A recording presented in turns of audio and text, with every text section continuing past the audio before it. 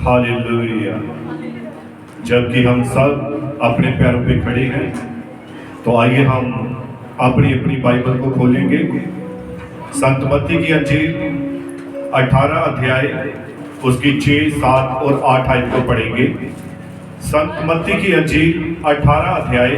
पर जो कोई इन छोटों में से जो मुझ पर विश्वास करते हैं एक को ठोकर खिलाए, उसके लिए भला होता कि बड़ी चक्की का पाट उसके गले में लटकाया जाता और वह गहरे समुद्र में डुबाया जाता। ठोकरों के कारण संसार पर हाय, ठोकरों का लगना अवश्य है, पर हाय उस मनुष्य पर जिसके द्वारा ठोकर लगती है। यदि तेरा हाथ या तेरा पांव तुझे ठोकर खिलाए तो उसे काट कर फेंक दे। टुंडा या लंगड़ा होकर जीवन में प्रवेश करना तेरे लिए इससे भला है कि 2 हाथ या 2 पांव रहते हुए तू अनंत आग में डाला जाए। यदि तेरी आंख तुझे ठोकर खिलाए तो उसे निकाल कर फेंक दे। काना होकर जीवन में प्रवेश करना तेरे लिए इससे भला है कि 2 आंख रहते हुए तू नरक की आग में डाला जाए। हालेलुया। हालेलुया। आइए हम सभी अपने सिर को झुकाएंगे, आंखों को बंद करेंगे और एक प्रार्थना में जाएंगे। पवित्र प्रेमी पिता प्रभु यीशु मसीह, तेरी तारीफ तेरा धन्यवाद करते हैं प्रभु। खास करके पिता, इस सुंदर समय के लिए जो समय तूने हमें दिया कि हम तेरे पवित्र नाम को महिमा दे प्रभु। और प्रभु, तू तेरे बेटों को, तेरी बेटियों को तेरी पवित्र उपस्थिति में लेकर आए प्रभु, ताकि तेरे नाम का महिमा, तेरे नाम को आदर मिले प्रभु। और प्यारे पिता होने पाए, आज का वचन इनके जीवन के लिए, इनके प्राणों के लिए और प्रभु यीशु मसीह 100 गुना फल लेकर आए प्रभु। तू दया कर, तू कृपा कर, मदद कर, सहायता कर पिता। सारी महिमा तुझे ही देते हैं। इस प्रार्थना को प्रभु यीशु मसीह के नाम से मांगते हैं। आमीन, आमीन, आमीन। God bless you. आप सभी अपने स्थानों पर बैठ सकते हैं। हालेलुया। और सभी आनंदित हैं, सभी खुश हैं।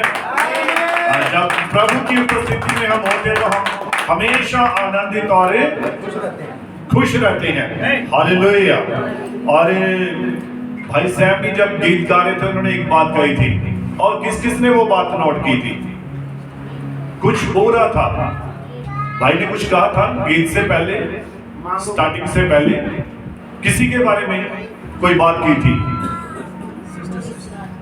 हाँ, गॉड ब्लेस यू। सिस्टर सृष्टा के बारे में। और वो क्या बोल रहे थे? वो अन्य भाषा में बात कर रहे थे। हालेलुया। अब मैं थोड़ा सा इसके ऊपर आपको बताना चाहता हूं। और अन्य भाषा, ये गैर भाषा, या हम इसको सुनते हैं जब, तब हम जानते हैं कि ये एक पवित्र आत्मा की ओर से बोली जाने वाली एक भाषा है। हालेलुया। और जब ये हमारी बहन जब प्रार्थना के लिए भाई ने कहा, तो प्रार्थना में भी इन्होंने उस अन्य भाषा को 2-4 शब्द बोले थे। तो मैं अंदर बैठा सुन रहा था और मुझे नबी की बात याद आई कि नबी की कलीसिया में जब नबी बता रहा है कि वहां पर अन्य भाषा में बात हो रही थी। और मैं इसकी कोशिश कर रहा हूं। मैं बोल ही नहीं जानता भी, क्योंकि मैं नहीं कहता कि मैं अन्य भाषा में बात करता हूं, लेकिन मैं ये विश्वास करता कि प्रभु ने वरदान हमारी कलीसिया में उंडेला है। हालेलुया। और प्रभु इसका अनुवाद करने के लिए भी किसी न किसी को इस्तेमाल करेगा। और आपने अपने आप को प्रभु को समर्पित करना है कि प्रभु, वो व्यक्ति मैं ही हूं। आपने ये विश्वास करना है, इस भाषा का अनुवाद करने के लिए प्रभु अगर तू इस्तेमाल करना चाहता है, वो भाई या वो बहन मैं ही हूं। आमीन, आमीन। हालेलुया। और कलीसिया में 9 वरदान हैं पवित्र आत्मा के, जिनको यहोवा परमेश्वर ने कलीसिया के लिए दिया हुआ है।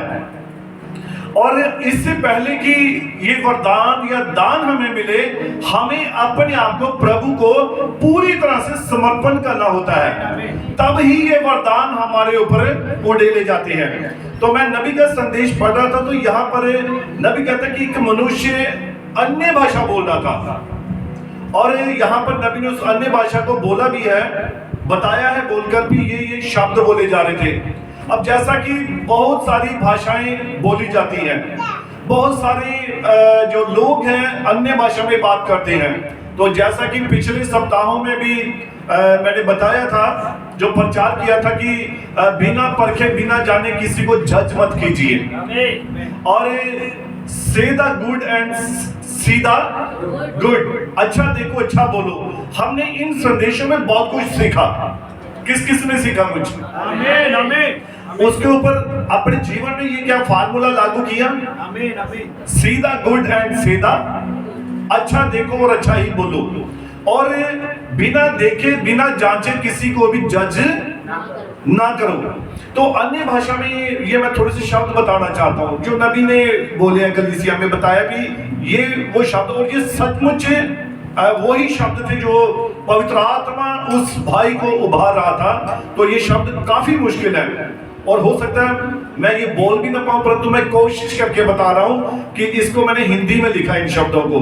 तो ये शब्द थे अहसा गो ओडस जहद और वहम हट आई हुम झा हरिना का आ।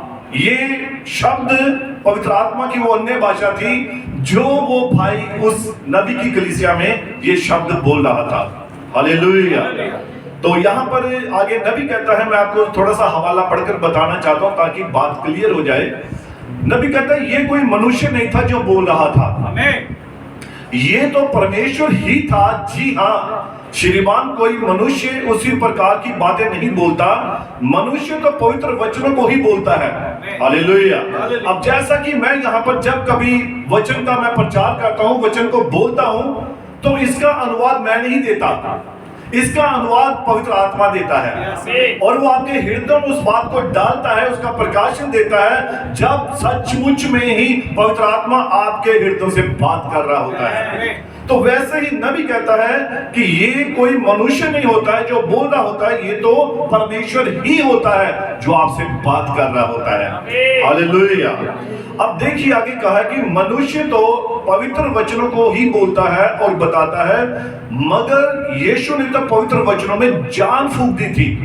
कोई मनुष्य इस भाषा को, जिसको अभी मैंने बोला था, अहसा गो ओडस जहत और वहम हर्ट आई, हम इस भाषा को नबी कहता है, ये कहता है ये रही वो बात।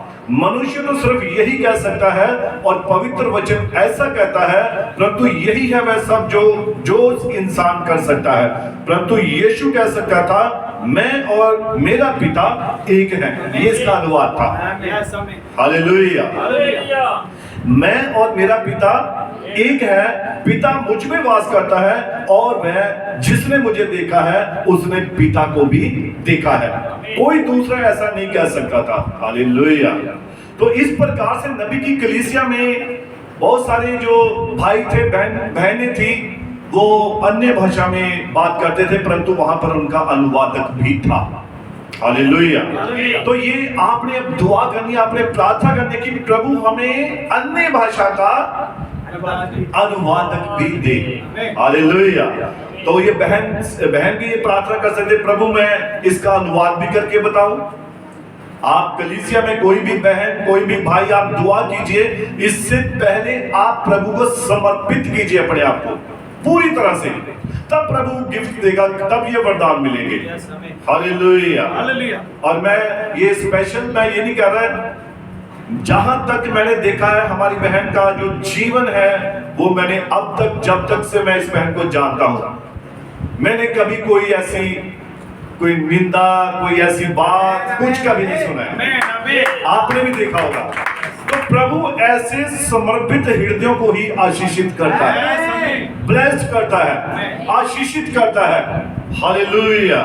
तो इसलिए हमें प्रभु का धन्यवाद करना चाहिए कि प्रभु इस प्रकार से जब काम करता है तो हम ये जान सकते हैं कि परमेश्वर का आत्मा हमारे बीच में है। Yes, amen. हालेलुया। Hallelujah. अब हम वापस आते हैं अपने टॉपिक के ऊपर, अपने संदेश के ऊपर। आज का जो ये संदेश है ये काफी गहरा है, काफी गहरा। बड़ी गहराई वाला ये संदेश है। आप इसकी आयतों से ही समझ गए होंगे। और मैंने पिछले काफी समय से, मेरे ख्याल से 3-4 महीने 5-6 महीने पहले मैंने कहा था कि जो मेरे आने वाले संदेश होंगे उनमें ठोकर है, यानी कि स्टम्बल और नकारात्मक विचार, भटकाने वाली आत्माएं, ऐसे काफी संदेश थे जो प्रभु ने प्रेरणा के तौर पर दिए थे, क्योंकि ये समय की नजाकत है।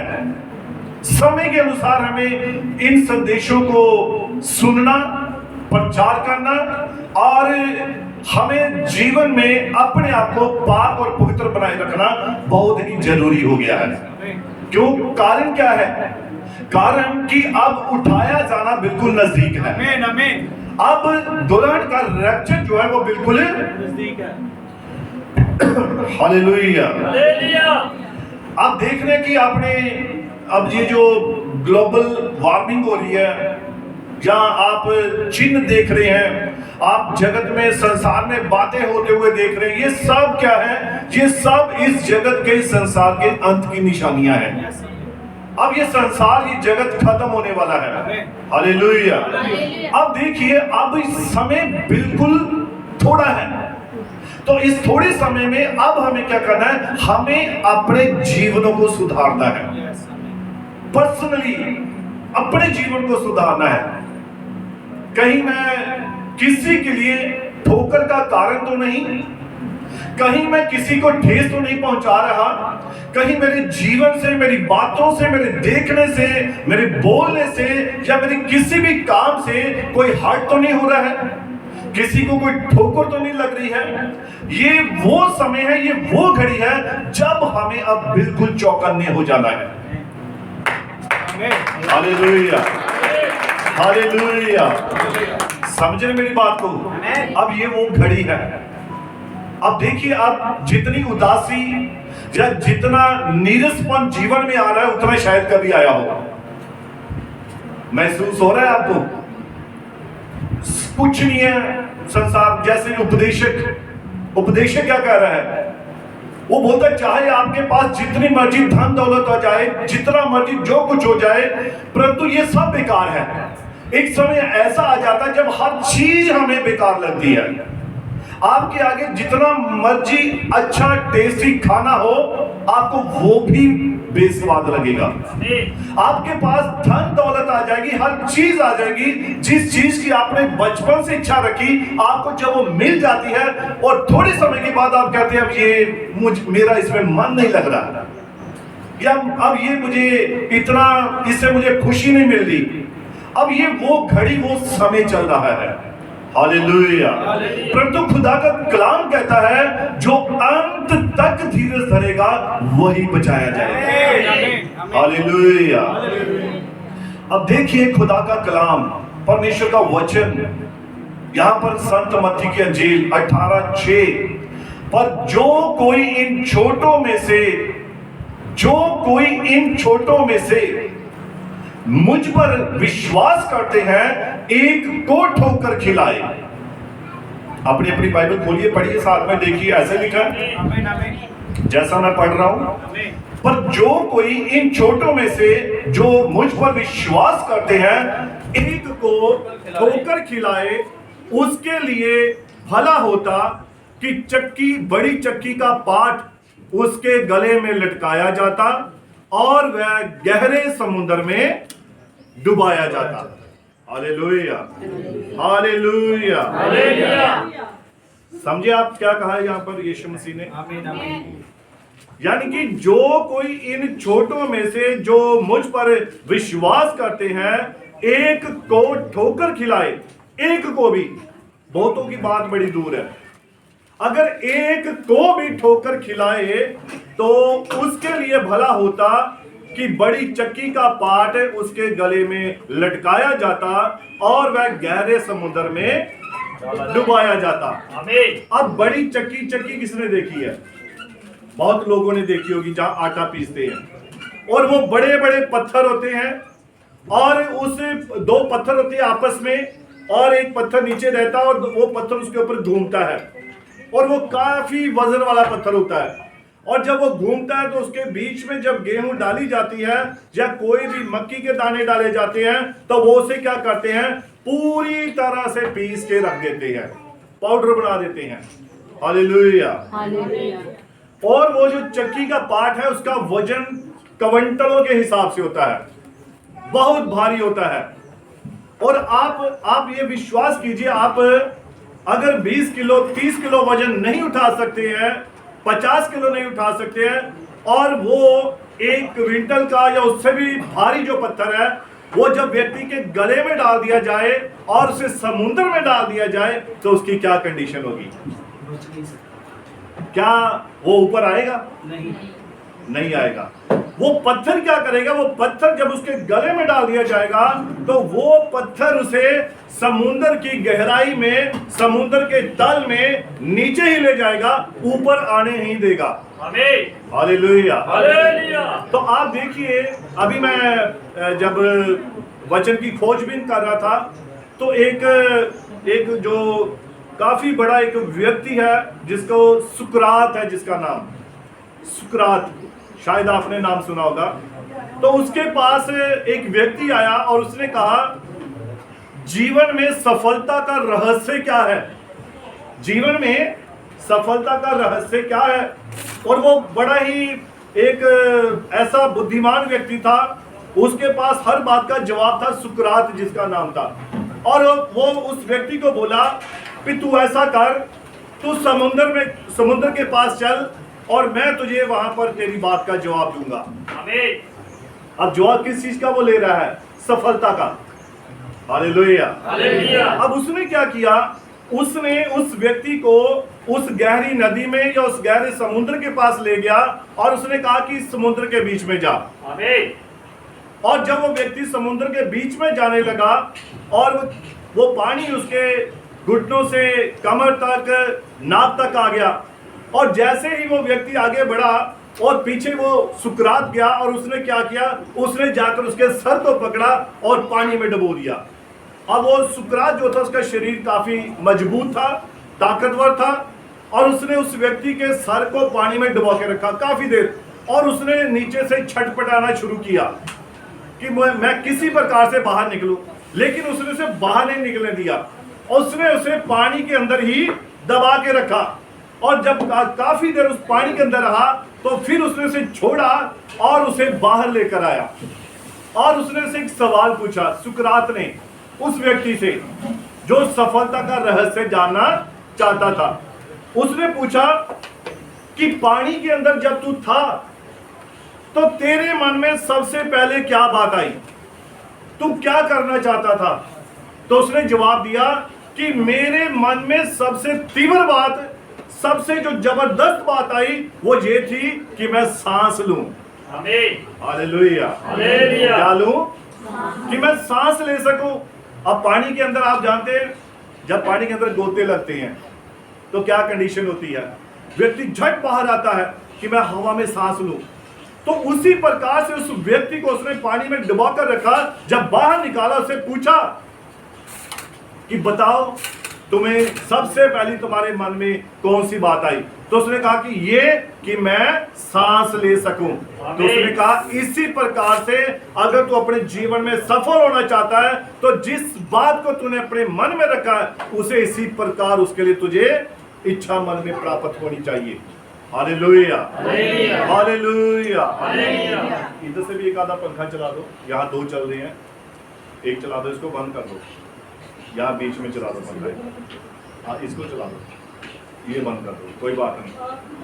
हालेलुया। हालेलुया। तो आप देखिए कि ये मैं बता रहा था कि पानी के अंदर जब व्यक्ति को उस बड़े पत्थर के समेत उसके गले में डालकर समुद्र की गहराई में डाल दे तो उस व्यक्ति की क्या कंडीशन होगी? वो तो ऊपर नहीं आएगा, वो तो सुकरात था जिसने उसे थोड़ी देर बाद बाहर निकाल दिया, उसने सांस लिया और उसे सिखाने के लिए उसने ऐसा किया। परंतु आप देखिए उसके बारे में, उस व्यक्ति के बारे में जिसके गले में चक्की का पत्थर ही डाल दिया जाए और समुद्र के बीच में डाल दिया जाए, उसकी क्या कंडीशन है? वो तो पूरी तरह से खत्म है, डेड है। Hallelujah, hallelujah. देखिए लिखा, जो कोई इन छोटों में से जो मुझ पर विश्वास करते हैं एक को भी ठोकर खिलाए, उसके लिए भला होता कि बड़ी चक्की का पाट उसके गले में लटकाया जाता और वह गहरे समुद्र में डुबाया जाता। और ठोकरों के कारण संसार पर हाय, ठोकरों के कारण संसार पर हाय। अब देखिए खुदा का कलाम कहता है ठोकरों का लगना अवश्य है। अब जिस व्यक्ति को ठोकर नहीं लगती है ना, वो अपनी जिंदगी कभी सुधर नहीं सकता है, उसे कोई भी अनुभव नहीं मिलेगा, उसे कभी भी कुछ भी सीखने का मौका नहीं मिलेगा। जिस व्यक्ति के जीवन में ठोकर नहीं लगती है वो व्यक्ति कभी आगे नहीं बढ़ेगा। हालेलुया।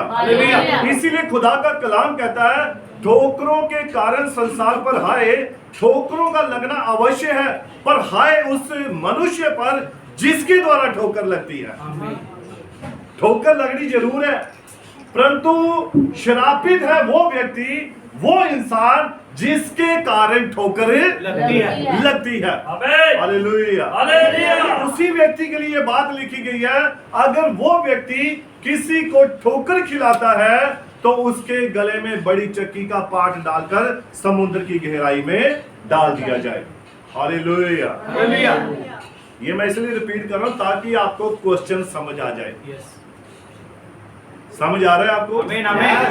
हालेलुया। ठोकर तो आप साधारण आप बात जानते ही हैं। मुझे इसकी इस आदत से बड़ी ठोकर लगी, मुझे इसके बोलने से बड़ी ठोकर लगी, मुझे इसके जीवन से ठोकर लगी, मुझे इसके इस काम से ठोकर लगी। बहुत सारी छोटी छोटी बातें हैं जिनके द्वारा मनुष्य को ठोकरें लगती हैं। हालेलुया। तो लिखा है यदि तेरा हाथ या तेरा पांव तुझे ठोकर खिलाए तो उसे क्या कर, उसे काट कर फेंक दे। टुंडा या लंगड़ा होकर जीवन में प्रवेश करना तेरे लिए से भला है कि 2 हाथ या 2 पांव रहते हुए तू अनंत आग में डाला जाए। हालेलुया। अगर हाथ ठोकर खिला रहा है तो इस हाथ को काट दो। अगर आपका पांव ठोकर खिला रहा है उस पांव को काट दो। इस प्रकार से एक हाथ के आप उसके समेत आपकी बाकी बॉडी बच जाएगी और वो स्वर्ग में चली जाएगी। परंतु ठोकर के लगने के कारण अगर आपका हाथ ठोकर खिलाता है, पांव खिलाता है, तो आप अगर पूरे शरीर के समेत नरक में चले जाएं तो ये आपके लिए कितनी भयानक बात होगी। हालेलुया। हालेलुया। अब देखिए खुदा का कलाम कहता है यदि तेरी आंख तुझे ठोकर खिलाए तो उसे निकाल कर फेंक दे। काना होकर जीवन में प्रवेश करना तेरे लिए ये बेहतर है कि 2 आंख रहते हुए तो नरक में चला जाए। अब ठोकर, मान लीजिए एक आंख ने इसने ठोकर खाई तो दूसरी आंख तो उसने तो गलत नहीं किया। अब ये किन की बात हो रही है बताइए? बोलिए बोलिए, कुछ भी बोलिए। ये किन की बात हो रही है? पांव कौन है, हाथ कौन है, आंख कौन है, मुंह कौन है? कुरिन्थियों में पढ़ा है आपने, याद आया? दुल्हन के सारे पार्ट हैं। ये दुल्हन के पार्ट है, कलीसिया है ये। आमीन। ये आप लोग हैं, भाई बहन है आपस में। ये एक कलीसिया की बात हो रही है। आमीन आमीन। हालेलुया। हालेलुया। हालेलुया। अब यदि तेरा पांव ठोकर खिलाए तो अगर ठोकर खिलाने वाला व्यक्ति आपके साथ साथ बना रहे तो आप उसके साथ कभी भी स्वर्ग में प्रवेश नहीं कर पाएंगे। समझे मेरी बात से? आमीन आमीन। हाँ, कोई इधर आओ बेटा। मान लीजिए मैं आपको बताता हूँ, ये है मेरा एक बड़ा अच्छा दोस्त, नाम है सैम। और ये मेरा एक बड़ा ही बढ़िया दोस्त है या मेरा एक बहुत बढ़िया भाई है, अब ये मुझे किसी कारण से इससे मुझे ठोकर लगी, या ये मेरा एक दोस्त है और हम दोनों इकट्ठे जा रहे हैं, इकट्ठे खा रहे हैं, इकट्ठे पी रहे हैं, इकट्ठे हम जहां भी जाते हैं, सब कुछ करते हैं, परंतु अब ये क्या करेगा? अगर ये कोई गलत काम करता है, अगर ये ऐसा कुछ गलत करता है, तो क्या इसको साथ लेकर मैं स्वर्ग में जा सकता हूं? या कोई गलत चीज मेरे साथ स्वर्ग में जाएगी, वो मुझे जाने देगी? नहीं जाने देगी। गॉड ब्लेस यू, बैठिए। वो चीज, वो व्यक्ति आपके रैप्चर को रोक सकता है। वो भाई, वो बहन आपके रैप्चर को रोक सकता है। हालेलुया। इसलिए खुदा का कलाम कहता है, यदि तेरा हाथ या तेरा पांव तुझे ठोकर खिलाए तो उसे काट कर फेंक दे।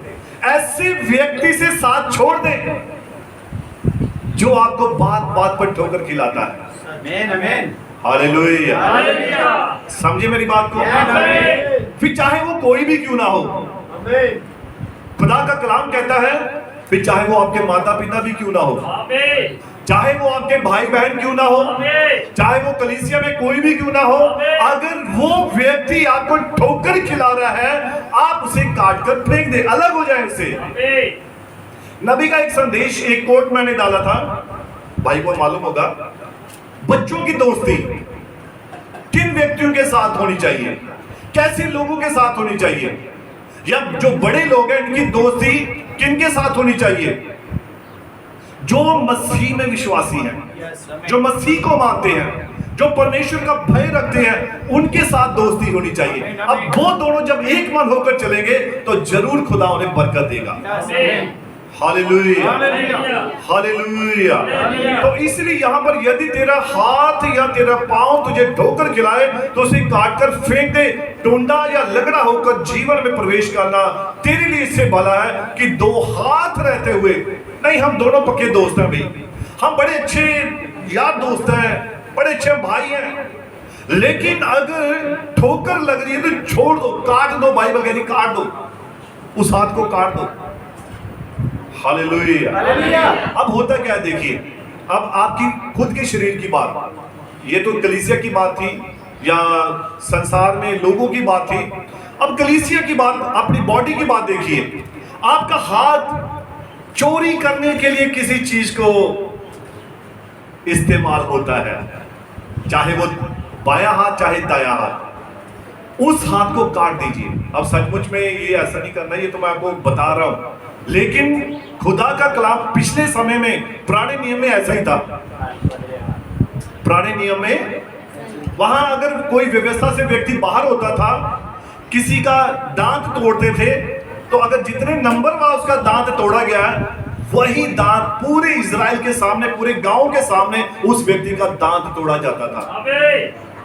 अगर उसकी दाईं आंख या बाईं आंख फोड़ी जाती, फूट जाती थी, या वो व्यक्ति फोड़ देता था, तो सारी प्रजा के सामने उसे इकट्ठा किया जाता था और वही आंख फोड़ी जाती थी जो उसने फोड़ी थी।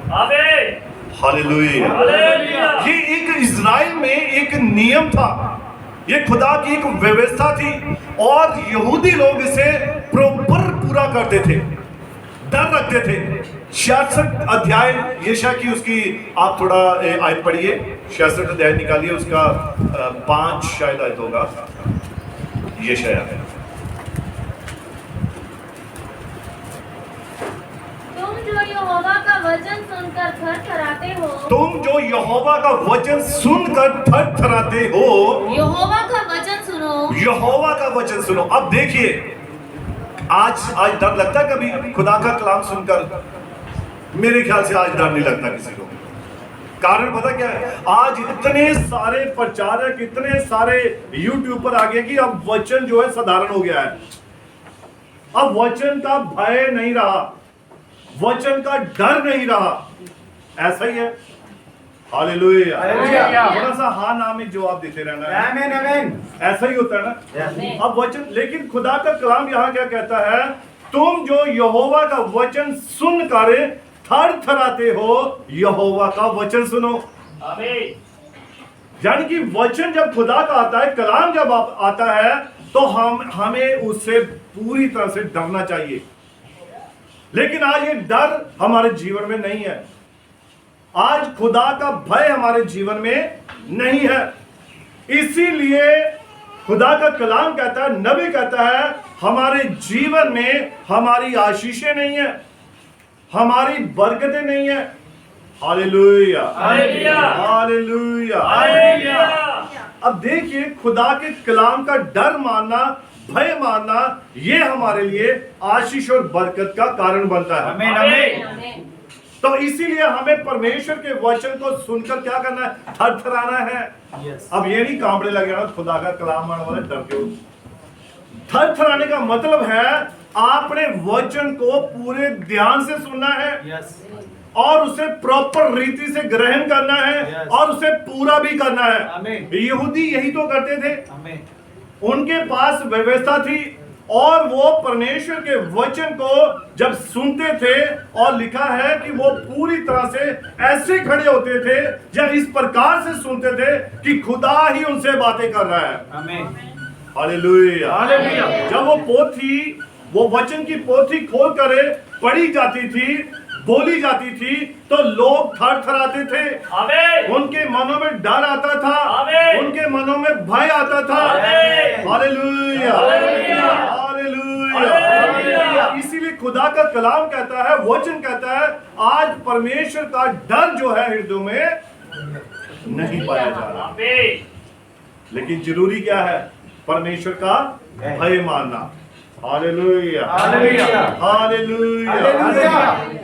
हाँ, तो इसको पढ़ेंगे। तुम्हारे भाई जो तुमसे बैर रखते हाँ। और मेरे नाम के निमित्त तुमको अलग कर देते हैं, हाँ, उन्होंने कहा है, यहोवा की महिमा बढ़े, जिससे हम तुम्हारा आनंद देखने पाए। अब देखिए, खुदा का कलाम जो है, परमेश्वर का जो वचन है, ये हमें हर बात में चेताता है। और यहाँ पर हम ये देखते हैं खुदा के कलाम में, परमेश्वर के वचन में, हे यहोवा, सॉरी, उसका मत्ती की इंजील 18 जो पढ़ रहे थे। हाँ, यदि तेरी आंख तुझे ठोकर खिलाए तो उसे निकाल कर फेंक दे, काना होकर जीवन में प्रवेश करना तेरे लिए इससे भला है कि दो आंख रहते हुए तू नरक की आग में डाला जाए। हालेलुया। हालेलुया। अब अगर हमारा वो भाई, हमारी वो बहन है जिससे हमारी दोस्ती अगर वो वचन में नहीं है, जैसा कि मैं बता रहा था, नबी का एक कोट था कि हमारी दोस्ती उन व्यक्तियों के साथ हो जो मसीह का डर रखते हैं, जो मसीह का भय रखते हैं, जो वचन को मानते हैं, उनके साथ ही हमारी दोस्ती होनी चाहिए। हालेलुया। हालेलुया। अब देखिए, खुदा की कलाम में लिखा है, यदि तेरा हाथ या तेरा पांव। अब अगर हम हिब्रू की बाइबल में ठोकर के बारे में देखें, तो यहाँ पर दो शब्द इस्तेमाल किए गए हैं। एक शब्द है मिकशोल, मिकशोल, और दूसरा शब्द है मकशेले।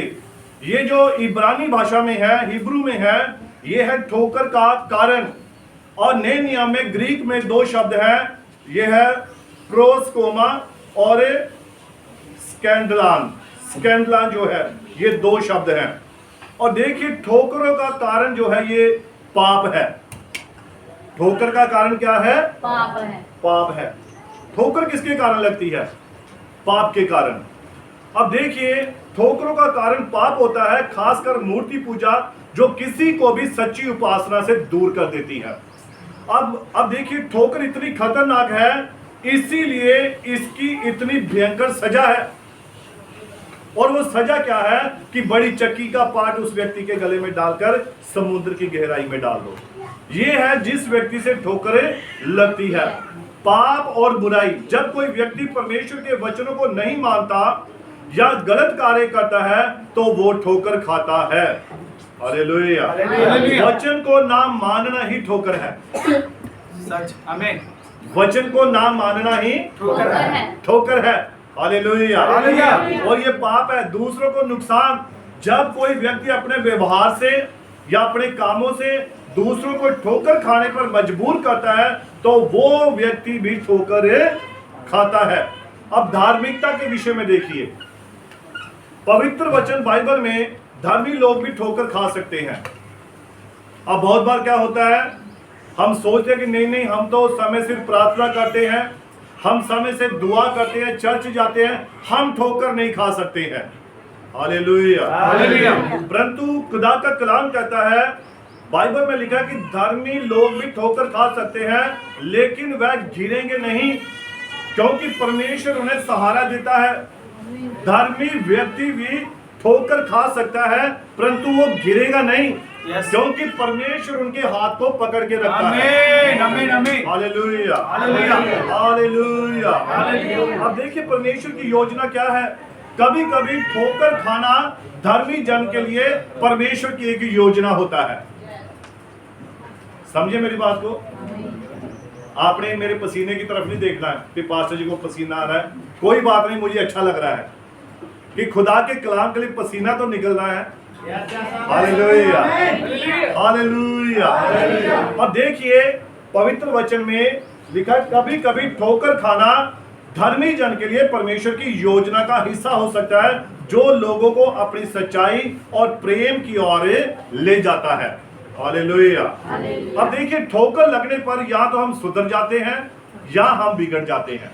दो काम होते हैं, होता है ना कई बार। अब थोड़ी सी मैं एक बात करना चाहता हूं कि जैसा कि पिछली बार मैं एक बात कह रहा था बहनों के बारे में, चर्च के बारे में, कलीसिया के बारे में। नबी के पास जब वो सवाल आया था, कलीसिया में औरतें चुप रहीं, और खुदा के कलाम में लिखा है कि जो औरत जो है वो प्रचार नहीं कर सकती है। सच में। हालेलुया। हालेलुया। औरत जो है वो प्रचार नहीं कर सकती है। असल में कई बार हम परमेश्वर को गलत समझ लेते हैं। अब देखिए खुदा के कलाम में औरत जो है, बाइबल में लिखा है, औरत भविष्यवाणी कर सकती है। सच। आमीन औरत किसी के लिए दुआ करेगी, वो व्यक्ति चंगा हो सकता है। आमीन। ये 9 जो वरदान है, 9 जो गिफ्ट है, ये औरत को भी मिल सकते हैं और पुरुष को भी मिल सकते हैं। हालेलुया। हालेलुया। लेकिन असल में बात क्या है, औरत जो है, एक स्त्री जो है, वो पास्टर नहीं बन सकती है। आमीन। स्त्री जो है वो पास्टर नहीं बन सकती है। लेकिन अब देखिए हुआ क्या, मैं एक बहन थी और वो पेंटिकोस्टल एक बहन, और जो पास्टर बन चुकी थी, तो मैंने उनसे थोड़ी बातचीत की। मैंने कहा सिस्टर, आप जानते हैं कि बाइबल में ऐसा नहीं लिखा, मैं आपको पास्टर नहीं बोलूंगा। बोलती क्यों? मैंने कहा आप, बाइबल तो इसके लिए मना करती है, तो अगर कोई भाई है, चाहे वो किसी भी मिशन का क्यों ना हो, अगर वो पास्टर, तो हम उसे पास्टर बोल सकते हैं। लेकिन अगर कोई औरत है और वो पास्टर बनी हुई है, पर उसे पास्टर मैं नहीं बोलूंगा।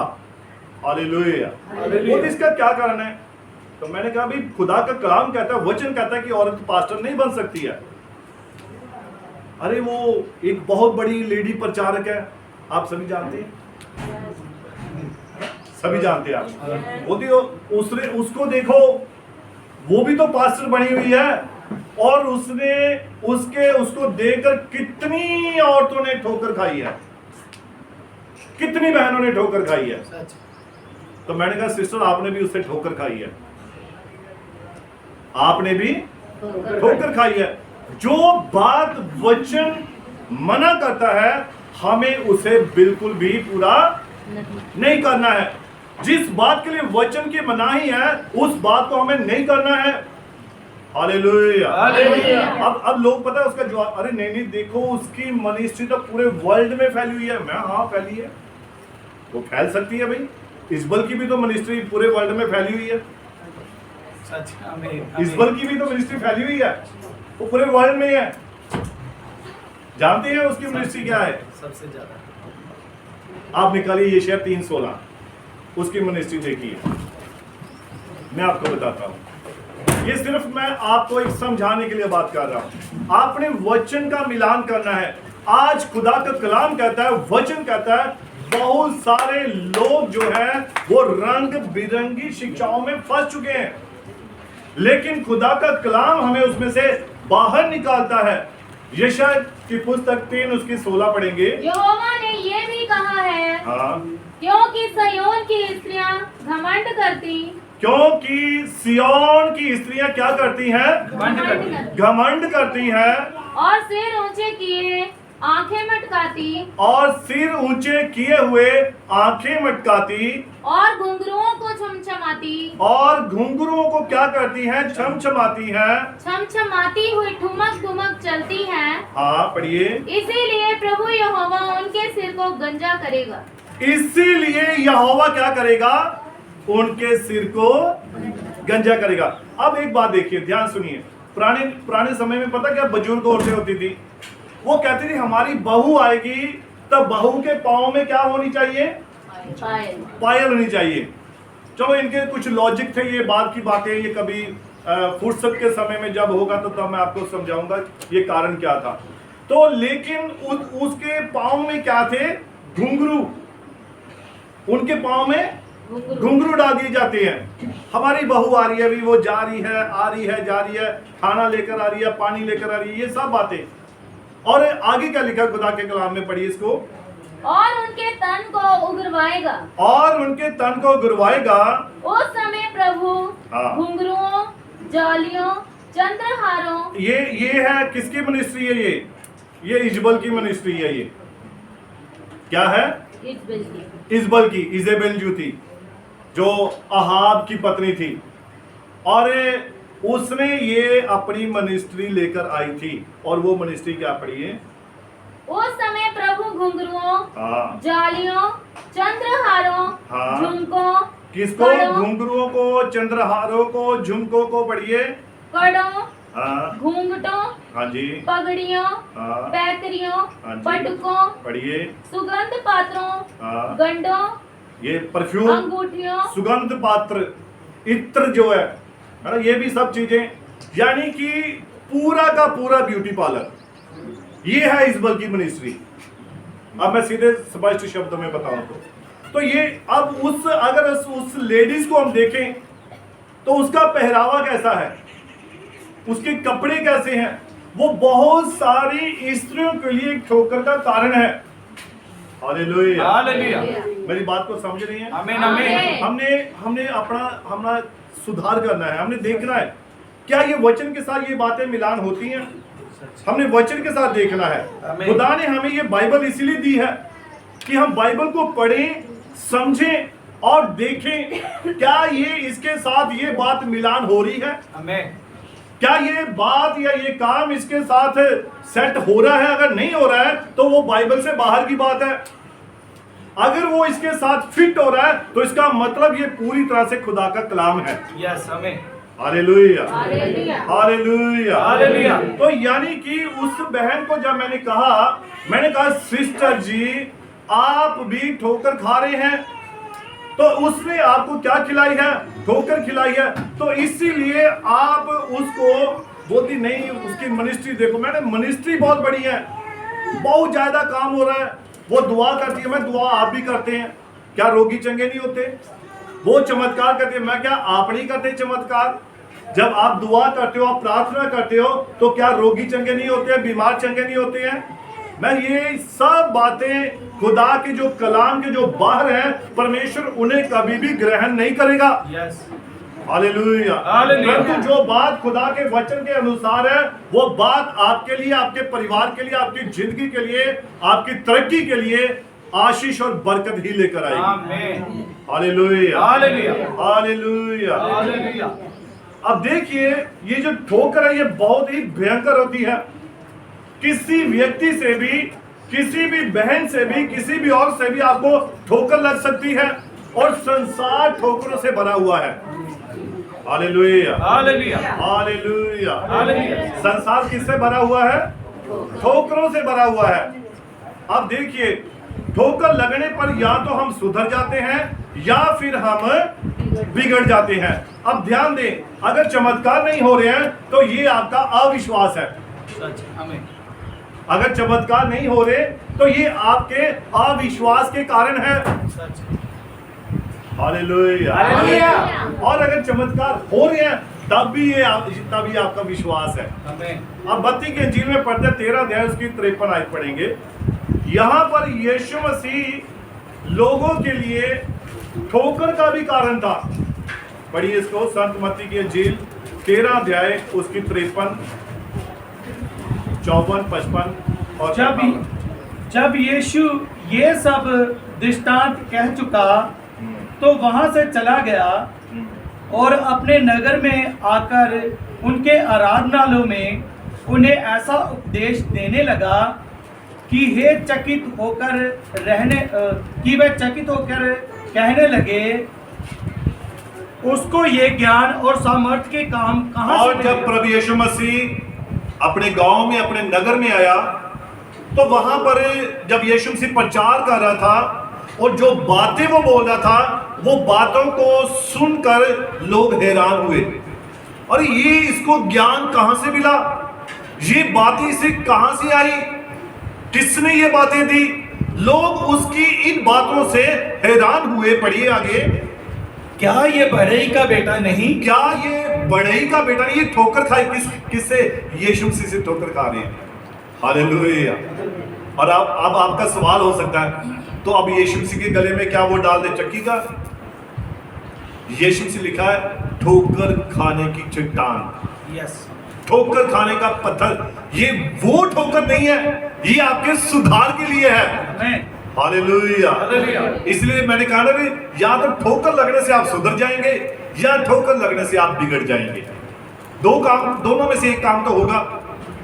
तो यहां पर यीशु मसीह की जब विद्या की बात आई, उसकी पढ़ाई लिखाई की बात आई, तो ये विद्या इसे कहां से मिली, कहां से इसने ये ज्ञान सीखा, कहां से ये प्राप्त किया? लोगों ने उसके बारे में विचार किए, बातें कही। क्या ये बढ़ई का बेटा नहीं? क्या ये यूसुफ का बेटा नहीं? क्या ये मरियम का पुत्र नहीं? क्या इसके भाई, क्या इसकी बहनें हमारे साथ नहीं रहती हैं? ये सब बातें उन्होंने उस यीशु मसीह के बारे में बोली। पढ़िए इसको आगे। और क्या इसकी माता का नाम मरियम और इसके भाइयों का नाम याकूब, यूसुफ, शमौन और यहूदा नहीं? ये यीशु मसीह के भाई थे जो बाद में पैदा हुए थे। पढ़िए आगे। और क्या इसकी सब बहनें हमारे बीच में नहीं रहती? और क्या इसकी सब बहनें हमारे बीच में नहीं रहती? फिर इसको ये सब कहां से मिला? फिर ये इसको सब कहां से मिला?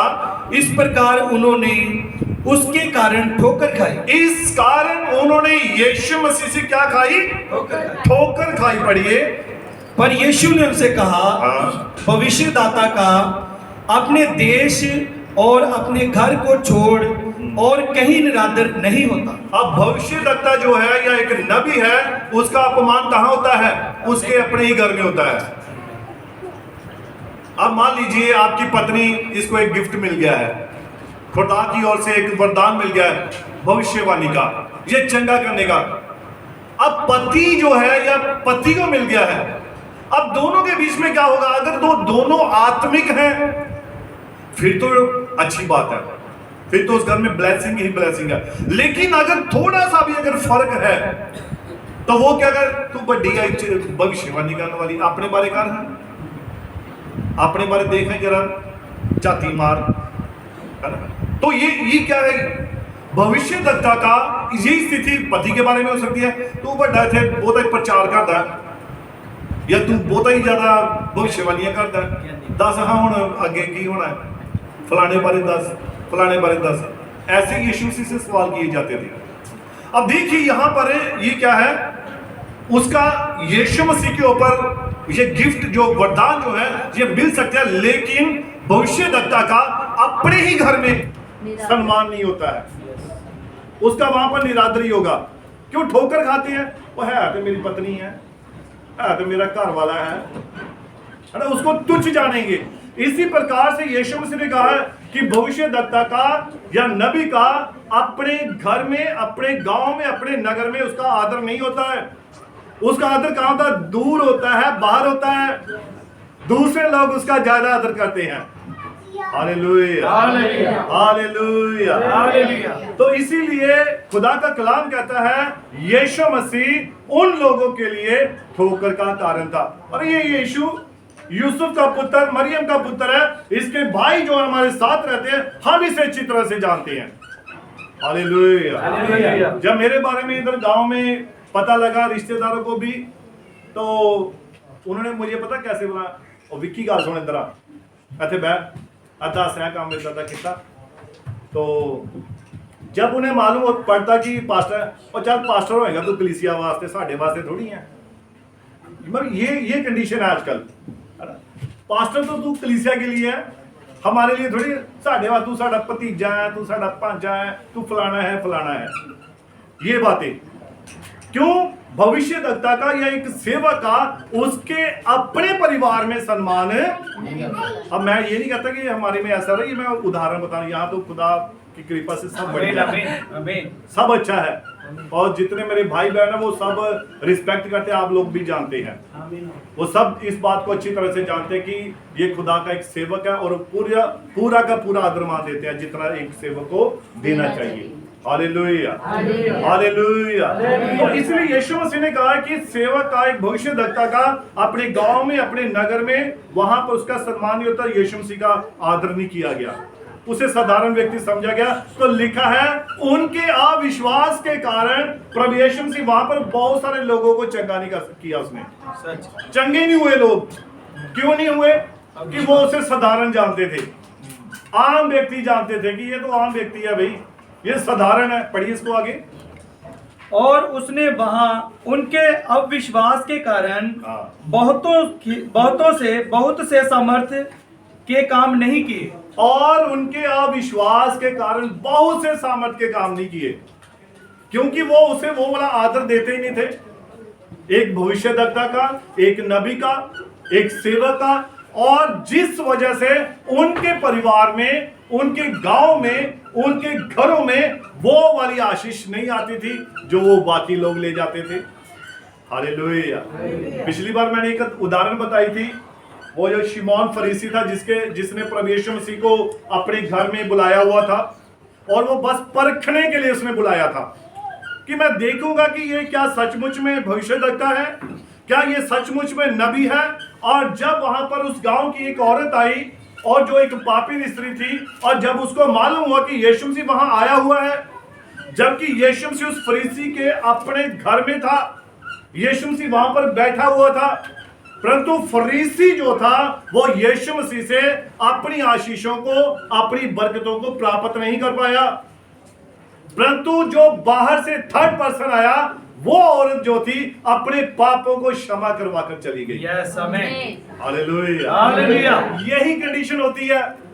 हम अपने सेवक का या अपने नबी का जब सम्मान नहीं करते हैं, हमारे युग का नबी भाई विलियम मैरिन ब्रानम, मैं विश्वास करता हूँ ये हमारे युग का नबी है। आमीन, आमीन। मैं विश्वास करता हूँ कि हमारे युग के नबी के द्वारा सब भेदों को प्रकट कर दिया गया है।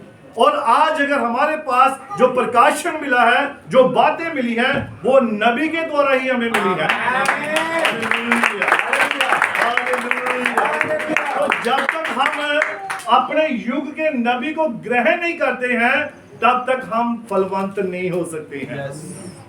Hallelujah, hallelujah. ये तो मानना ही पड़ेगा। हमारे देश का प्रधानमंत्री कौन है? ये है असली नाम। क्या है? नरेंद्र दामोदर दास मोदी, ये है इसका असली नाम, दामोदर दास मोदी, है ना। तो ये देश का प्रधानमंत्री है अपने। कौन जानता है? ये नहीं है प्रधानमंत्री, ये नहीं है प्रधानमंत्री। कौन जानता है, इस बात का विश्वास करता है कि वो है, और कौन नहीं मानता भी नहीं है भाई? सभी मानते हैं ना। क्यों मान रहे हैं आप? क्योंकि वो इस वक्त मौजूद है, वो मौजूद है ना।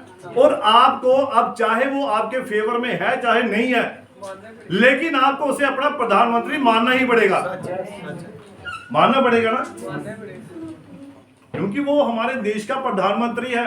हमें उसका रिस्पेक्ट करना पड़ेगा, चाहे वो हमारी पार्टी का या हमारा वो सगा संबंधी है या चाहे नहीं है, हमें उसका रिस्पेक्ट करना पड़ेगा। नबी कौन है? ये हमारे युग का नबी है। जिस युग में हम रह रहे हैं, इस युग का यही नबी है। यस हमें इसे मानना ही पड़ेगा, यस ग्रहण करना ही पड़ेगा, आमीन। चाहे ये आपका रिश्तेदार है चाहे नहीं है, आमीन चाहे ये आपके देश में पैदा हुआ चाहे नहीं हुआ, परंतु फिर भी हमें इसे नबी ग्रहण करना ही पड़ेगा, आमीन। क्योंकि ये इसी युग का नबी है। Yes hallelujah. हालेलुया आप विश्वास करते हैं इस बात का? आमीन आमीन इसी प्रकार से जो आपका सेवक होता है, नबी होता है, भविष्यद्वक्ता होता है, वो उस समय का आपका एक सेवक है, आपका एक पास्टर है, आपका एक दास है, आपको उसे ग्रहण करना होता है। आमीन आमीन hallelujah hallelujah hallelujah hallelujah hallelujah. Hallelujah. अब देखिए इसको थोड़ा और पढ़िए आगे। हाँ हाँ जी 13 सतमती 13 57 और 58। हाँ ठीक है। अब देखिए यहाँ यीशु मसीह लोगों के लिए ठोकर का कारण था, जिसके कारण वह क्या था, वो लोगों के बीच में सामर्थ के काम उसने नहीं किए। उनके अविश्वास के कारण नहीं मानते थे वो कि ये यीशु मसीह है, ये खुदा का पुत्र है, ये भविष्यद्वक्ता है, ये नबी है। लोगों ने उसे ग्रहण नहीं किया। उसके खुद के गांव के लोगों ने, उसके नगर के लोगों ने विश्वास ही नहीं किया। आमीन। अब जहां पर विश्वास नहीं है वहां पर कुछ भी नहीं है। Yes hallelujah hallelujah. इसीलिए परमेश्वर के पास आने वालों को पहले ये विश्वास करना होता है कि वो है। आमीन हालेलुया और पहले विश्वास करेंगे तभी आप आएंगे। आमीन आमीन अगर आप विश्वास ना करते होते तो आप कभी भी चर्च में ना होते, यस आमीन आप कभी भी खुदा की उपस्थिति में ना आते, आमीन। परंतु आपने विश्वास किया कि ये खुदा का भवन है, खुदा का आत्मा बात करता है, इसीलिए आप यहाँ पर मौजूद हैं। अब देखिए पहला इतिहास 13 उसकी 7 आयत पढ़ेंगे। पहला इतिहास 13 उसकी 7।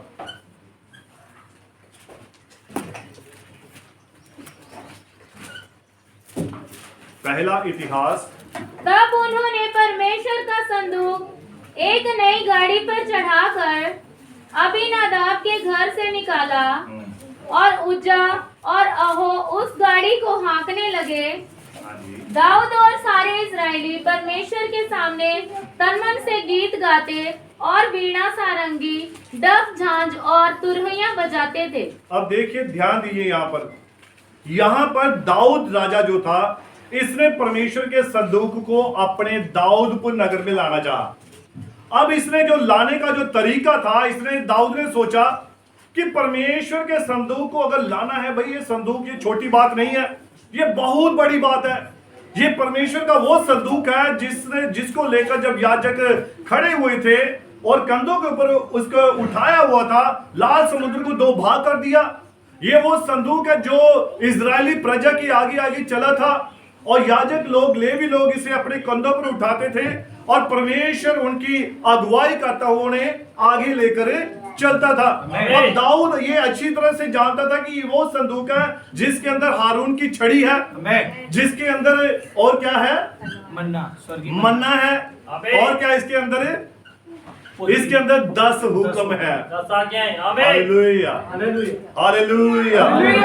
देखो संदूक के अंदर बस खुदा ने कुछ ज्यादा नहीं रखा, रुपया, धन दौलत, पैसे ये नहीं रखे, उसने बस अपनी आज्ञाएं रखी। उसने सिर्फ हारून की लाठी रखी और लिखा वो लाठी जिसमें फूल थे, जिसमें बादाम लग चुके थे, और उस लाठी में जीवन था। और लिखा जब जिस वक्त ये मैंने इसके ऊपर एक प्रचार भी किया था, लाठी के ऊपर, चरवाहे की लाठी, तो आप देखिए इसमें जो हारून की जो जब छड़ी ली गई थी, जिसमें ये बताया जाना था कि कौन उस योग्य है, खुदा के काम के लिए कौन योग्य है, तो उस वक्त और भी बाकी गोत्रों के प्रधानों की लाठियां ली गई थी और उन सब लाठियों को, और जो लिखा है, पूरी तरह से सूख चुकी थी, बिल्कुल पूरी तरह से सूख चुकी थी। उनमें पानी या रस जरा भी नहीं था, बिल्कुल सूख चुकी थी। और उसको अगर ऐसे आवाज आती थी उसमें से, ये पेंसिल है, ये लकड़ी की है, इस प्रकार से सूखी, कोई जीवन नहीं था, कोई पत्ता नहीं था, कोई कुछ नहीं था। और उन लाठियों को परमेश्वर ने मूसा से कहा, इनको लेकर इन छड़ियों को कहां रख दे? मेरी पवित्र उपस्थिति में रख। और जिसमें बादाम लगेंगे, जिसमें फूल लगेंगे, पत्ती आएंगी, वही चुना हुआ एक सेवक होगा। अब वो सारे प्रधानों की छड़ियां लेकर अंदर रख दी। अब रात भर वहां पड़ी रही। सुबह क्या हुआ? जो हारून की छड़ी थी, सबसे सूखी, टन टन की ठक ठक की आवाज आती थी। तो लिखा, जब सुबह जब उन छड़ियों को बाहर निकाला, लाठियों को बाहर निकाला, तो सभी की लाठियां सूखी हुई थी, सिर्फ हारून की जो थी उसमें बादाम थे। ये वही लाठी थी जो परमेश्वर ये बयान करता है, परमेश्वर की उपस्थिति में जीवन है। जिसे परमेश्वर अपने समीप लेकर आता है, उसके ऊपर परमेश्वर अपने आप को प्रकट भी करता है। हालेलुया। अब देखिए, ये वही लाठी थी जो उस संदूक में थी, और वो मन्ना, स्वर्गीय मन्ना, एक कटोरा था वो। और वो कटोरा जो स्वर्ग से मन्ना गिरता था, जिसे इजरायली लोग खाते थे, और वो एक सफेद की धनिया के बीज की तरह था। और उस मन्ने को वो खाते थे, जो स्वर्गीय रोटी थी, और ये स्वर्ग दूतों का भोजन था। हालेलुया। वो मन्ना जो था वो स्वर्ग दूत खाते थे। तो आप सोचिए, स्वर्ग दूत ये छोटे छोटे गोल धनिया के समान सफेद दाने ये खाते थे वहां स्वर्ग में, उनका भोजन ये था। अब ये छोटी छोटी, मैं कह सकता हूं, गोलियां हैं। एक गोली खा ली, दूध, बस सालों साल कुछ नहीं खाएंगे, महीनों कुछ नहीं खाएंगे, भूख नहीं लगी जब काम करने के लिए जाते थे। हालेलुया। आजकल भी साइंस ना इसके ऊपर वो कर रही है प्रयोग, कुछ गोलियां बना रही है। अब आगे आगे समय ऐसा होगा, आप डॉक्टर के पास जाते हैं, डॉक्टर साहब मुझे ये फलानी प्रॉब्लम है, आपने ये नहीं खाना, ये नहीं खाना, ये नहीं खाना, ये नहीं खाना, ये नहीं पीना, ये नहीं पीना, सब बंद। डॉक्टर साहब बंद कर देता है। डॉक्टर साहब खाना क्या है? परहेज करो। अरे जब खाना ही बंद करिए, परहेज तो अपने आप हो गया। हालेलुया। अब देखिए, ध्यान से सुनना बात को। अब विज्ञान अब ये ऐसी गोलियां निकाल रहा है, आप एक गोली खाएंगे, आपको हफ्ता महीनों भूख ही नहीं लगेगी। इसीलिए खुदा की कलाम में भी लिखा है, संत मत्ती की इंजील में, मनुष्य केवल रोटी से जिंदा नहीं रहेगा, बल्कि हर एक उस कलाम से, हर एक उस वचन से जो परमेश्वर के मुंह से निकलता है, उसके द्वारा जिंदा रहेगा। आज जितना आप वचन को पढ़ेंगे, जितना वचन को खाएंगे, इसलिए यीशु मसीह ने कहा, मेरा बदन, मेरी देह सचमुच खाने की वस्तु है। और वो देह ये है बाइबल। और लिखा, जो इसको नहीं पढ़ता, यीशु मसीह कहता है, उसमें मेरा कोई हिस्सा नहीं है। जो इसे नहीं खाता, उसमें मेरा कोई भाग नहीं है।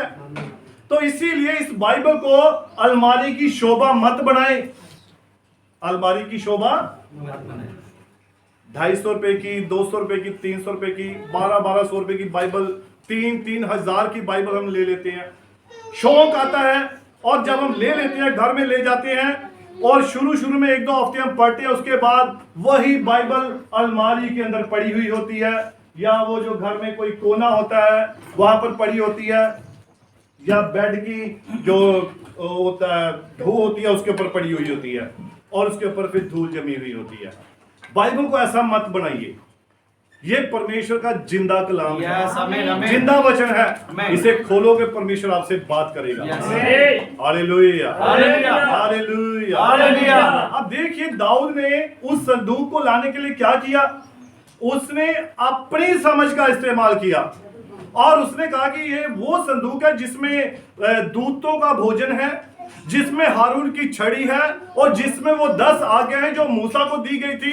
तो ये इतनी पवित्र वस्तुएं, इतनी पवित्र जो परमेश्वर की आज्ञाएं हैं, इन्हें मैं आम साधारण व्यक्तियों के साथ कैसे लेकर आऊं?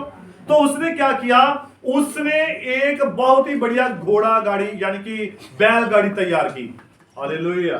और उसे सजाया, उसके ऊपर अच्छे क्या लगाए, उसके बूटे लगाए, बेलदार, जो कुछ भी कर सकता था वो सब उसने किया, उसे तैयार किया, और उसके ऊपर संदूक को रख दिया। और संदूक को जब रख दिया, जब वो लेकर जाने लगे, अब क्या हुआ? बैलों को क्या लगी? ठोकर लगी। हालेलुया। अब ठोकर क्यों लगी बैलों को? हम पढ़ रहे हैं वचन में, कलाम में हम पढ़ रहे हैं। और जब उस संदूक को लाया जा रहा था तो बैलों ने ठोकर खाई, कारण कि एक उज्जा नामक जो व्यक्ति था उसने क्या किया, संदूक को पकड़ लिया, हाथ बढ़ाया, हालेलुया, और खुदा ने उसे मार दिया, हालेलुया, खुदा ने उसे मार दिया। अब इस बात से दाऊद परेशान नहीं हुआ, उसको मालूम पड़ गया कि खुदा का काम इस रीति से नहीं होगा। खुदा के काम को मैं अपनी बुद्धि के साथ, अपनी समझ के साथ नहीं कर सकता। इसके लिए क्या हुआ, इसके लिए दाऊद को उदासी का सामना करना पड़ा। हालेलुया। क्योंकि परमेश्वर का जो काम था वो परमेश्वर के वचन के अनुसार नहीं हो रहा था, तो बैलों ने ठोकर खाई। अब बैल किसे बयान करते हैं? बैल एक सेवक को बयान करते हैं, बोझ उठाने वाला एक सेवक। क्यों ठोकर खा गया? क्योंकि वचन के अनुसार काम नहीं किया, कलाम के अनुसार नहीं चल रहा था, इसलिए ठोकर खा गया। Hallelujah, hallelujah. और उसके कारण क्या हुआ, उज्जा नामक जो एक व्यक्ति था वो मारा गया। अब दाऊद ने यहाँ पर देखी, यहाँ ठोकर का कारण बन गया, और खुदा के संदूक को उसने अपने समझ के अनुसार लाना चाहा, परंतु हुआ क्या, अब दाऊद ने फिर उस संदूक को अबीनादाब के घर में रख दिया, और लिखा वहां पर 3 महीने तक वो संदूक रहा, और 3 महीने तक उसने कितने तन मन से सेवा की होगी। हालेलुया, कितने ही तन मन से उसने सेवा की होगी। उसे जब मालूम पड़ा कि खुदा का संदूक मेरे घर में आ रहा है, इसे यहां रखना है, तो लिखा है वो हो सकता है कि वो इतना खुश हुआ, इतना आनंदित हुआ कि उसने खुदा के लिए अपने आप को बिल्कुल दीन कर दिया, अपने आप को नम्र कर दिया, और उस संदूक की उसने कितनी सेवा की होगी। चाहे उसमें क्या था, दूतों का भोजन था, स्वर्गीय मन्ना था, और हारून की छड़ी थी, और उसमें 10 आज्ञाएं थी। लेकिन संदूक का आना ही उस परिवार के लिए आशीष और बरकत का था। और दाऊद को जब मालूम हुआ कि 3 महीने तक उसके घर में संदूक रहा है और उसे खुदा ने बरकत दी है, हालेलुया, तब दाऊद ने क्या किया, तब उसे मालूम हुआ संदूक को अपनी मर्जी से नहीं ला सकते, संदूक को अपनी मर्जी से उठा नहीं सकते हैं, इसके लिए लेवियों को ठहराया हुआ था। अब दाऊद को मालूम पड़ चुका था, अगर मैं बार बार ये काम करूंगा तो मैं अपनी प्रजा के लिए ठोकर का कारण बनूंगा। तो इसलिए जब दाऊद को मालूम हुआ कि इस संदूक को उठाने के लिए खुदा ने लेवियों को ठहराया हुआ है। हालेलुया। आज पता कि आज बहुत सारे लोग जो हैं वो खुदा के काम को अपनी मर्जी से करना शुरू कर देते हैं। हालेलुया। और नतीजा क्या होता है? मौत। नतीजा क्या? मौत। उज्जा की मौत होगी। हालेलुया। इसको पढ़िए, इसको थोड़ा और आगे, पहला इतिहास 15 उसकी पहला 1 से पढ़िए। दाऊद ने सेनापतियों, शतपतियों और सब प्रधानों से सलाह ली। 15 की 1। तब दाऊद ने दाऊदपुर में भवन बनवाए और परमेश्वर के संदूक के लिए एक स्थान तैयार करके एक तंबू खड़ा किया। तब दाऊद ने कहा, लेवियों को छोड़ और किसी को परमेश्वर का संदूक उठाना नहीं चाहिए। तब दाऊद ने क्या कहा? लेवियों को छोड़ और किसी को परमेश्वर का संदूक उठाना नहीं चाहिए। वरना दाऊद ने तो हो सकता है अपनी मर्जी करता तो खुदा उसका नुकसान ही करता। तो इसीलिए दाऊद ने जल्दी ही सीख लिया, उसने जल्दी उस बात को पकड़ लिया। जब उसके अच्छे अच्छे मंत्री थे, सलाह देने वाले अच्छे लोग थे, तो उन्होंने कहा कि राजा ऐसा नहीं है, अगर हम बाइबल को पढ़ेंगे, खुदा के कलाम को पढ़ेंगे, तो वहां लिखा है कि लेवियों को छोड़ और कोई दूसरा संदूक नहीं उठा सकता है। हालेलुया। तो अब ये जो मैं उस बहन की बात कर रहा था, तो अब वो जो सेवा कर रहे हैं वो सेवा समझकर ये काम बेशक कर रहे हैं। पौलुस भी सेवा कर रहा था, पौलुस भी वो भी कह रहा था कि मैं परमेश्वर का काम कर रहा हूं। बल्कि कर क्या रहा था, वो खुदा के लोगों के नाम की चिट्ठियां लेकर उन्हें पकड़ता था और उन्हें जेल खाने में डाल देता था और उन्हें मरवा देता था। हालेलुया। हालेलुया। और कहते थे कि पौलुस कहता है मैं खुदा की सेवा कर रहा हूं, परंतु वो सेवा नहीं थी। Hallelujah, hallelujah, hallelujah. इसीलिए भाई बहनों, मैं आपको बताना चाहता हूं, ठोकर जो है ये सबसे बड़ा भयंकर पाप है। सबसे बड़ी इसकी भयंकर सजा है कि जो कोई इन छोटों में से किसी को भी ठोकर खिलाए तो बड़ी चक्की का पाट उसके गले में डालकर समुद्र की गहराई में डुबाया जाए। अब कई बच्चों को, कई नौजवान लड़कों को आप समाज में देखते हैं, वो चौकों में खड़े होकर शराब पी रहे होते हैं। कितनों को ठोकर लगती है उससे। उन्हें देख कर दूसरे नौजवान लड़के भी, हाँ भाई उन्होंने ऐसा किया। आप पिक्चरें देखते हैं, पिक्चरों में नाटक देखते हैं, नाटकों से ठोकर लगती है। और जैसे कि मैं बताना चाहता हूं, एक ऐड आती है फेयर एंड लवली की, फेयर एंड लवली। अब उसकी ऐड आती है और इतना धोखा है, कितनी ठोकर लगती है। अब बहनें क्या करती है, चाहे वो क्रीम जो है 2000 की भी हो जाए, लेकिन एक ऐड के कारण उस क्रीम को लेना ही लेना है। अब देखिए, अगर ये फेयर लवली अगर किसी के रंग को साफ करती है तो इसे सबसे ज्यादा जरूरत किन लोगों को है? साउथ अफ्रीका के लोगों को, है ना, वेस्ट इंडीज को या तंजानिया के लोगों को। उन्हें सबसे ज्यादा वहां भेजी जानी चाहिए। अगर उन्हें मालूम पड़ गया, वो तो कोई भी यहाँ पर क्रीम रहने नहीं देंगे इंडिया में। अगर उन्हें मालूम पड़ गया तो भी इससे रंग साफ होता है। अगर बच्चों की लंबाई कॉम्प्लान पीने से बढ़ती है तो फिर तो ये चाइना को भेजना चाहिए। तो चाइना वाला ही बनाकर भेज रहा है। अपने लोगों की लंबाई बढ़ा नहीं पा रहे हैं और बाकी लोगों, आई एम कॉम्प्लान बॉय, वो बेटी कहती है आई एम कॉम्प्लान गर्ल, और 1 मिनट में वो लंबा कर दिया उन्हें। कहते अगर पतले होते हैं किससे? सैर करने से, है ना। सैर करने से कहते पतले होते हैं। तो हाथी को भी क्यों पतला क्यों नहीं होता? वो कितना चलता है बेचारा, दिन रात चलता है जंगल में अपने पूरी फैमिली के साथ। चलो पतले होने चलते हैं, वो बेचारा पतला होने के बजाय और मोटा हो रहा है। भाई कह रहे थे तैरने से ये होगा, तैरने से, स्विमिंग करने से पतले होंगे, स्लिम होंगे। तो वही मछली, वो तो दिन पर दिन बढ़ती ही जा रही है। ये कुछ लॉजिक होते हैं ये बातों के, है ना। ये सब क्या है? ये ठोकर लगने के कारण होते हैं। ये जो टीवी है, जो एड्स आती हैं, ये नाटक हैं, ये आपको बहुत बड़ी बड़ी ठोकरें लगवाते हैं। इनसे घरों में झगड़े उत्पन्न हो जाते हैं, घरों में लड़ाइयां उत्पन्न हो जाती हैं। Hallelujah, hallelujah, hallelujah. ये बात याद आ गई। एक और कहते मटन खाने से ताकत आती है। व्यक्ति तगड़ा होता है तो शेर तो हर वक्त मटन ही खाता है ना। वो उसका शरीर उतना का उतना रहता है, ताकत अब उसकी देखो। तो इसीलिए ये चीजें क्या है, ये सब लोगों को बेवकूफ बनाया जा रहा है।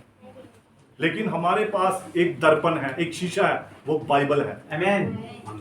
और बाइबल जब हम पढ़ते हैं, बाइबल हमें सब बातों से, सब ठोकरों से बचाती है। आमीन। यस, ये हर प्रकार के अंधविश्वास से हमें बाहर निकालती है। Hallelujah, hallelujah, hallelujah, hallelujah. अब देखिए जिंदगी में ठोकर लगने के कारण क्या है। बस मैं ये थोड़ा सा बोलकर मैं समाप्त करूंगा, गर्मी भी काफी है, लाइट नहीं है। अब देखिए जिंदगी में ठोकर लगने के कारण अब होता क्या है, परीक्षा में फेल होना। कई बार बच्चे परीक्षा में जब फेल हो जाते हैं तो उन्हें इस बात से ठोकर लगती है, मैंने इतनी मेहनत की, इतनी पढ़ाई की, दिन रात पढ़ा, परंतु फिर भी मैं फेल हो गया। और यदि आप किसी परीक्षा में फेल हो जाते हैं तो आपको दुगनी मेहनत करके अगली बार अच्छे अंक लाने के बजाय आप पढ़ाई से दूर हो जाते हैं, है ना। बहुत सारे लोग इस बात से ठोकर खा जाते हैं। मैंने इस साल मेहनत की, रात रात भर जागा, मम्मी की डांट खाई, पापा की डांट खाई, टीचर की डांट खाई, ये हुआ वो हुआ, सब किया, परंतु फिर भी फेल होगा। अब वो मेहनत करने की बजाय और अच्छे नंबर लाने की बजाय मैं नहीं पढ़ना, मेरा नहीं हूं दिल करता, मेरे को नहीं स्कूल जाया जाता। अब वो ऐसा करके अपने आप को क्या कर रहा है, वो नालायकों में शामिल कर रहा है। हालेलुया। जबकि खुदा का कलाम क्या कहता है, बढ़ो, आगे बढ़ो, कोई बात नहीं, आपको मेहनत करनी है। Hallelujah, hallelujah. आप पहले से भी अच्छे नंबर लेकर आए और अपने समाज में, अपनी कलीसिया में अपने परमेश्वर के नाम को महिमा दे। Hallelujah, hallelujah. मैं पिछली बार मुझे याद आ गया वो उदाहरण, जब हम बाजार में गए थे तो वो उसने एक 600 वाला अपना एक जो बाउल था वो उसने गलती से डाल दिया था। तो मेरे मन में यही विचार है कि मेरे परमेश्वर का नाम महिमा पाए, मेरे यीशु मसीह का नाम आदर पाए, और मैं उसे वापस देकर आऊंगा। और जब वापस देने गए थे, मेरी पत्नी, मेरा बेटा और साथ में एक जना और था, तो जब ये देने गए तो उन्होंने कहा कि बहुत कम ऐसे लोग होते हैं जो इस ईमानदारी को प्रकट करते हैं। बोलते हमें तो पता भी नहीं था कि हमारा सामान चला गया हुआ है। उनको तो इतना बड़ा उनका गोदाम है, उन्हें छोटी मोटी चीज का मालूम ही नहीं है, परंतु एक छोटी सी आपकी ईमानदारी जो है वो आपके परमेश्वर के नाम को महिमा देती है। Hallelujah, hallelujah, hallelujah. तो परमेश्वर के नाम को ही सारी महिमा मिले। मैंने कहा था कि जरूरत प्रजा को है, कलीसिया को है, इधर रहने दो, इधर बंद रहने दो, कोई बात नहीं। हालेलुया। तो इसीलिए हमारे परमेश्वर का नाम जो है वो ऊंचा होना चाहिए। मैंने उन्हें कहा था, आप उन्हें बताना कि अपनी गवाही जरूर बताना कि हम एक पास्टर फैमिली है, हम खुदा को मानने वाले लोग हैं, हम परमेश्वर का भय मानने वाले लोग हैं। और अब वो जिससे भी बात करेंगे, जब भी वो बाउल बेचेंगे, किसी व्यक्ति को देंगे, ये बात उनके जेहन में, दिल में जरूर आएगी कि हमारी ये बॉल कभी किसी के पास चली गई थी और वो वापस देकर गए थे। किसको महिमा मिली? यीशु मसीह को। यीशु मसीह के नाम को महिमा मिली। और यीशु मसीह कहता है, जब तुम मुझे महिमा देते हो तब तुम्हें भी महिमा मिलेगी। हालेलुया। तो परीक्षा में फेल हो जाने पर भी ऐसा होता है, तो बच्चे पढ़ाई से दूर होने की बजाय पढ़ाई के नजदीक आए। इस बात से बहुत सारे नौजवान बच्चे ठोकर खा जाते हैं, और गलती स्वीकार ना करना यह भी एक ठोकर का कारण है। गलती स्वीकार ना करना यह भी एक ठोकर का कारण है। यदि आप अपनी गलती स्वीकार करके सच नहीं बताते हैं तो आप उस समस्या को और उलझा देते हैं, जिससे कठिनाइयां और बढ़ जाती हैं। और तीसरी बात, अनावश्यक खर्च, बेफालतू के जो खर्च होते हैं, ये ठोकर का कारण होते हैं। जिस चीज की जरूरत नहीं होती है और हम फिर भी वो ले लेते हैं, फालतू का खर्च कर दिया, ये भी एक ठोकर का कारण है। मान लीजिए अब कोई छोटा बच्चा, आप उसे मोटरसाइकिल लाकर दे दें। अब आपको मालूम है कि ये चला नहीं पाता है, अभी इसकी उम्र नहीं है, फिर भी आपने उसे वो लाकर दे दिया, और वो बाकी परिवारों के लिए एक ठोकर का कारण है। क्या है? अब वो देखें, अच्छा इनका बच्चा तो भी छोटा है और अरे 50,000 का, लाख रुपए का मोटरसाइकिल लाकर दे दिया, अब वो चला नहीं पाता। अब वो बच्चा देखेगा, वो भी पीछे पड़ जाएगा, वो भी कहेगा मुझे मोटरसाइकिल लाके दो, पापा ये लाके दो। अब पापा वो अब इस योग्य नहीं है कि मोटरसाइकिल लाकर दे, कार लाकर दे। अब वो क्या ठोकर का कारण बन गए। तो अनावश्यक जो खर्चे हैं, जिन चीजों की जरूरत नहीं होती है, ये भी आपके परिवार में आपके लिए ठोकर का कारण बन सकती हैं। Hallelujah, hallelujah, hallelujah. मैं सिर्फ ये समझाने के लिए बात कर रहा हूं, इसे और तरीके से मत लेना। अभी कुछ समय पहले, कुछ साल भी पहले, मैंने जब एक नया मकान खरीदा था तो वो मैंने अपनी पत्नी के नाम पे लिया। उसके बाद एक और प्लॉट लिया, वो भी मैंने अपनी पत्नी के नाम पर लिया। अब कुछ भाइयों के बीच में ये बात चल रही थी, मैं ऐसे बात कर रहा था, तो मैंने कहा, अचानक बात चल पड़ी, मैंने कहा ये प्लॉट जो है ये मिसेस के नाम पर है, मेरी पत्नी के नाम पे है, ये घर उनके नाम पे है। तो अब क्या हो गया, अब कई बार कोई दूसरा व्यक्ति भी, अब मेरे मन में तो ऐसी कोई बात नहीं थी, लेकिन वो स्थिति ऐसी थी बात बताने की तो उस बहन ने घर में जाकर मेरे नाम भी प्लॉट कराओ, मेरे नाम भी घर करो, नहीं तो बहुत कुछ हो जाएगा। तब मजबूरी में उस भाई को 50,000 की कुछ अंगूठी लाकर देनी पड़ती। तो कई बार स्थिति ऐसे हो जाती है, ऐसे हालात पैदा हो जाते हैं। तो अनावश्यक हम अपने परिवार के ऊपर बोझ मत डालें, अनावश्यक हम खर्च मत करें। जिस चीज की हमें जरूरत नहीं है, यह भी हमारे परिवार के लिए एक ठोकर का कारण बन सकती है। Hallelujah, hallelujah. अब कई बार होता है हमें टीवी की जरूरत नहीं होती है, तो हम टीवी ले आते हैं, और टीवी भी इतना बड़ा, जितनी बड़ी हमारी यहाँ पीछे स्क्रीन लगी, ये लगा हुआ है पोस्टर इतना बड़ा। अब उसमें क्या है, क्या आपकी आंखें छोटा टीवी नहीं देख पाती हैं? देख पाती हैं ना। तो क्या इतने बड़े स्क्रीन में ही हमें क्या दिखाई देगा? खुदा ने हमें 6x6 की नजर दी है, उकाब वाली निगाह दी है। Hallelujah, hallelujah, hallelujah, hallelujah. अब देखिए, महंगी वस्तु खरीद लेते हैं तो आप खुद ही समस्या उत्पन्न कर लेते हैं, क्योंकि आप उस चीज का पूरा लाभ नहीं उठा पाते हैं, किस्तें टूट जाती हैं और चला नहीं पाते हैं। तो इससे क्या होती है? ठोकर लगती है। तो हमारा जो नुकसान होता है, ये एक ठोकर का कारण बन जाता है। फिर चौथी बात, साफ जवाब ना देना, यह भी एक ठोकर का कारण है। हम बातों को बड़ा ही घुमा फिरा कर बातें करते हैं। पठानकोट से शुरू होंगे, दिल्ली तक जाएंगे, दिल्ली से मुंबई, वहां से आकर फिर बात को, तब भी पूरी बात नहीं बताएंगे, चलो बाद में बताएंगे, फिर करेंगे बात। अरे साफ साफ बताओ, क्या बात है, क्या प्रॉब्लम है, क्या चीज है। डॉक्टर को जब आप बीमारी बताते हैं तभी इलाज होता है।